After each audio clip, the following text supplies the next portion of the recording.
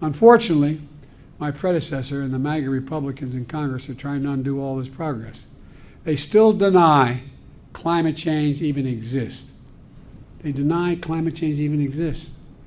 They must be living in a hole somewhere at the expense of health and safety of their own constituents. They deny it exists. I quite frankly think it's not only outrageous, it's really stupid. Everyone who willfully denies the impacts of climate change is condemning the American people to a dangerous future, and either is really, really dumb or has some other motive of that. Go stupid, go dumb, go stupid, go dumb. Come on, tell me when to go. Tell me when to go. Tell me when to go. Tell me when to go. Hey, can we get this started? Come on, can we get this started? Come on. How can you deny there's climate change, for God's sake?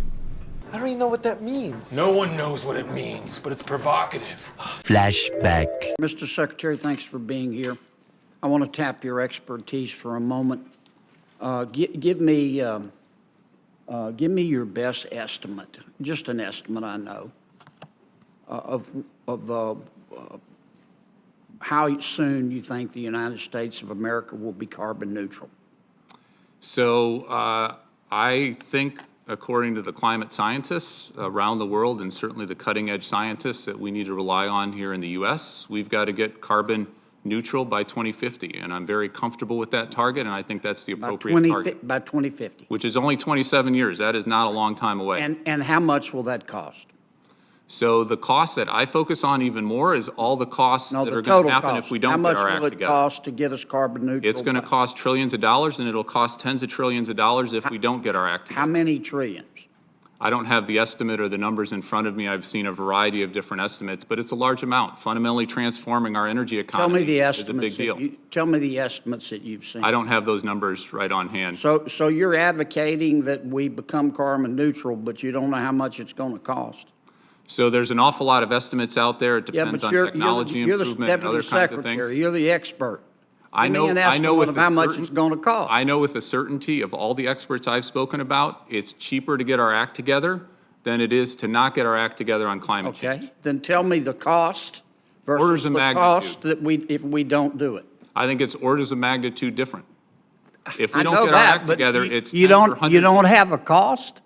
You want us to get there, but you can't tell the American taxpayer how much it's going to cost?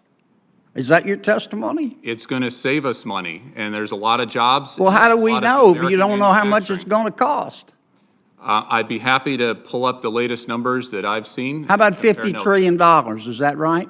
It's going to cost trillions of dollars. There's no doubt about it. Okay. If we spend trillions of dollars and we achieve, some of your colleagues estimate 50 trillion, and it disappoints me that you're not willing to give the estimates. I hope you're not telling me you have no idea how much it's going to cost. That creates a whole new host of problems. But if it costs $50 trillion, as some of your colleagues have testified, to become carbon neutral by 2050, and I'm all for carbon neutrality, by the way, how much is that going to lower world temperatures? Or how much is that going to reduce the increase in world temperatures? So every country around the world needs to get its act together. Our emissions are about 13% of global emissions. Yeah, but if you could answer my question, if we spend $50 trillion to become carbon neutral in the United States of America by 2050, you're the Deputy Secretary of Energy. Give me your estimate of how much that is going to reduce world temperatures. So first of all, it's a net cost. It's what benefits we're having from getting our act together and reducing all of those climate benefits. We're seeing. Let me ask again. Maybe I'm not being country. clear. If we spent $50 trillion to become carbon neutral by 2050 in the United States of America, how much is that going to reduce world temperatures? This is a global problem. So we need to reduce our emissions, and we need to do everything we can. How much, if we do our part, is it going to reduce world temperatures? So we're 13% of global emissions. You don't know, do you?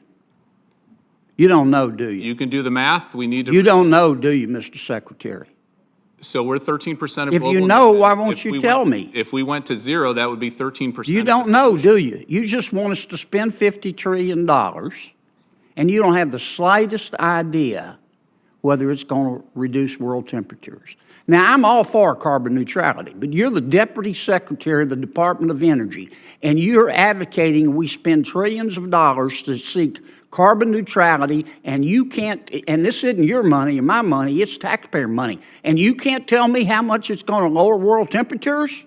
Or you won't tell me? You know, but you won't? In my heart of hearts, there is no way the world gets its act together on climate change unless the U.S. leads. Tell me how much it's The going US to needs to reduce. lead. You can't tell me. Either that or you won't. We're And 13%, that's 15% that, roughly the of President of global the emissions. United States needs, I've still got a few seconds. I got 22 seconds. I'm going to use them a different way. Mr. Secretary, shaming you for not answering my questions.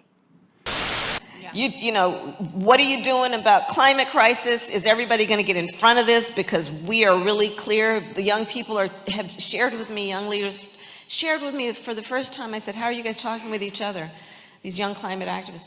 And they said, well, you know, we're talking about a number of things, including climate anxiety. They're literally experiencing anxiety for fear about doomsday. Many months later. I'm gonna tell you, I love Gen Z.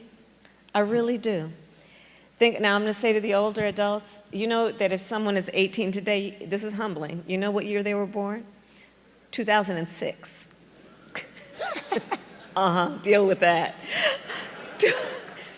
But think about Gen Z and our younger leaders. They've only known the climate crisis. They have actually coined a term, climate anxiety.